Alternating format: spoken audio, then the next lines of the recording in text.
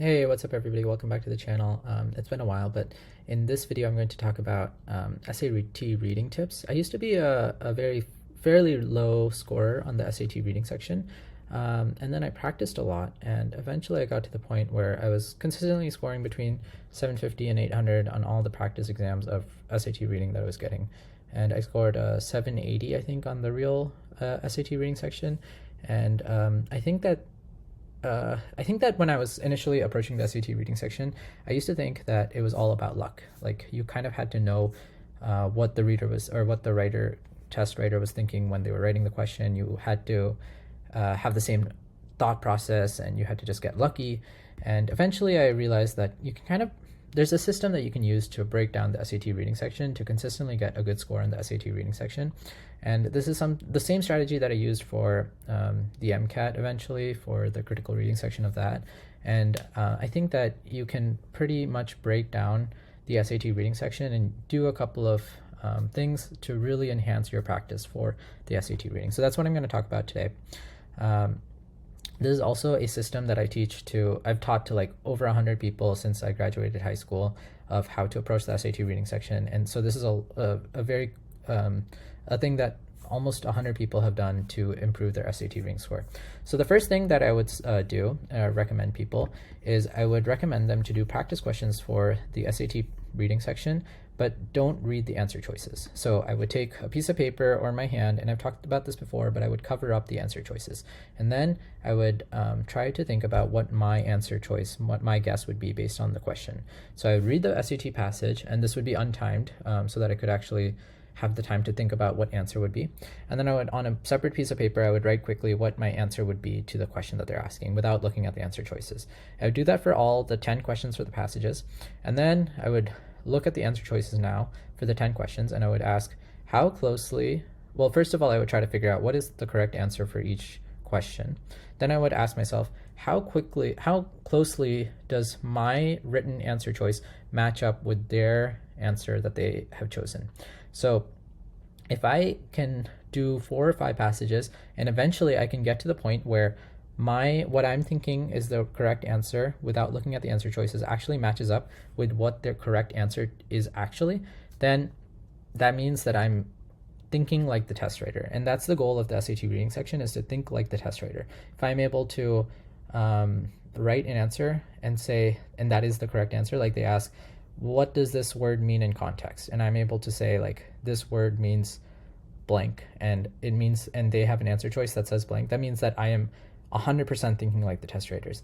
But if they ask, like, what is the summary of this paper, or what is the main idea that the author is trying to make, and you have written something very different from what the test writers have selected as the correct answer, then that means you're kind of thinking different from the test writer. And so that's helping you come up with what are the actual differences in how I'm thinking and how the test writers are thinking. And like it or not, the people who can think like a test writer, who can actually come up with the answer choice or come up with the answer to a question without even reading the question or without even reading the answer choices, that person is going to be really fast, is going to have a lot of confidence in their answers, and eventually is going to get the higher score. So that's the number one thing I would do, is try it for 5 or 6 passages, try to answer on a separate piece of paper the answers without looking at the answer choices. See how closely does your written answer match up with the answer choice.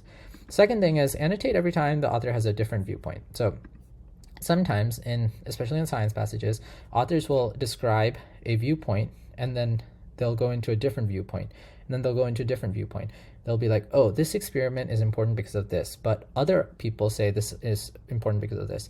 And so you want to annotate, and when I say annotate, you just can write author says or they say. And so this is something I learned from the book They Say, I Say. It's also something that an SAT reading book, Erica Metzler, says, is that you want to highlight every time a paragraph says they say or I say. They say is every time an author is describing what other people say, and I say is every time the author is describing what they say themselves. And so if you can kind of annotate or recognize when a author is making a viewpoint that's not their own versus when the author is making a viewpoint that is their own, then you can get over the trap that a lot of the test writers make you have, which is a lot of the test writers want you to choose an answer that's not what the author actually thinks. They'll ask, what would the author think about this? And then a common answer choice will be, what another person thinks about that, but not necessarily what the author thinks about that. So annotate every time the author has a viewpoint.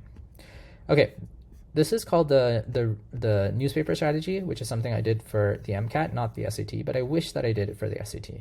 And it would be to read the newspaper every day for 15 minutes. And it would either be New York Times or Wall Street Journal, because those are the two papers that kind of align with the SAT reading section difficulty. Mainly the New York Times aligns really well with the difficulty of the SAT reading section. So if you can read one or two articles from the New York Times, and they have a student subscription, so I think it's like $1 a week, or maybe it might be free for students. If you can sign up for that and just read one article, whatever you find interesting. It doesn't have to be the politics section, it can be anything.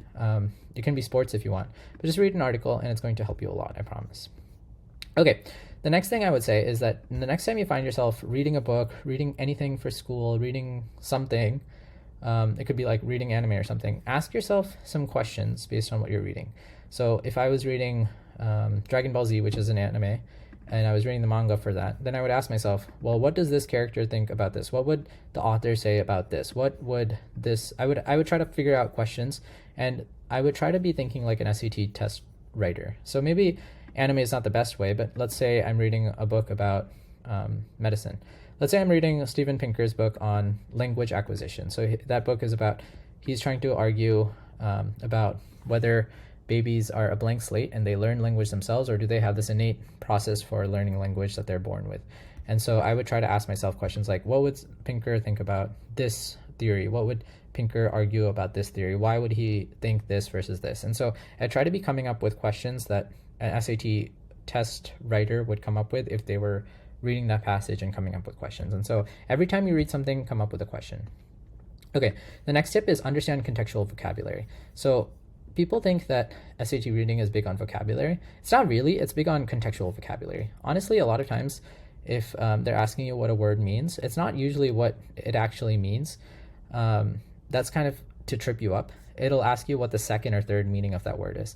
And it just completely depends on context. And so what I do a lot of times is just, I forget that that word even exists. I just put my finger over it and I think, okay, what would the word be that I would use in the sentence if it wasn't this word? And I would just forget that that word even exists, and I would try to come up with an alternate word that could fit in that sentence. And then I would look at the answer choices and see what's most closely aligned to what I'm thinking, because the SAT reading section is big on contextual vocabulary and context, but it's not really big on vocabulary itself. You don't really need to know what a lot of words mean. You just need to know the context that words are used in. Okay, the next thing is identify main ideas. A main idea is a one-sentence summary of whatever you just read. From now on, I would recommend everything you read, just come up with one-sentence summary of everything you read.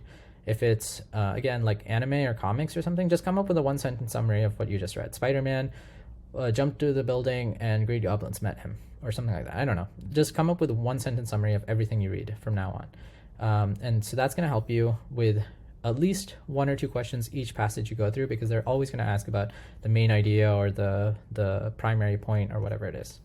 The next thing is time management skills, and this is all going to come from practice. You just got to read more and you'll get faster at reading. There's no way around that. Utilizing practice tests effectively means you have to read through the answer entirely. You have to read through what their explanation is, and even if you disagree with it, even if it's like a stupid explanation and it's a terrible answer, just try to understand it, because you're going to get those questions on the real exam. So make sure that after you take a practice test, you understand every single question and why you got it wrong. Finally, build stamina for reading. Just read more. Read like an hour a day, and you're going to get a lot more stamina, and you're going to be more efficient when you're reading, and you're going to like it more too. So that's the main ways that I would recommend to improve your SAT reading score. That's something that's been used by a lot of people that I've taught, and that's really helped people to improve their score. Okay, the last thing I wanted you to know is some books that I would recommend if you're trying to look for something that's SAT reading level. Guns, Germs, and Steel, that's really thick, but if you read a few chapters, then it's going to be really, really helpful in terms of improving your SAT reading skills. I love The Immortal Life of Henrietta Lacks. You can read that. You can read A Short History of Nearly Everything. It's not as difficult to read. That's kind of the point of it, is that you're learning a lot of complex things in a simple language. And then you can read The Devil in the White City. You can read Outliers. The Outliers is not as difficult to read once again, but it's a really interesting book. Then Sapiens, A Brief History of Humankind. That's going to be a topic that you're going to get a lot in the SAT reading section, is kind of like history, evolution, things like that. So that's pretty nice too. But those are some books that I would recommend if you're looking for something to read that will match the intensity of the SAT reading section and that will help you improve your score. All right, that's all I have for you. Leave any questions you have in the comments below, and you can reach out to me. I'll have that in the About Me comment section and YouTube, and I'll see you in the next video. Bye, everybody.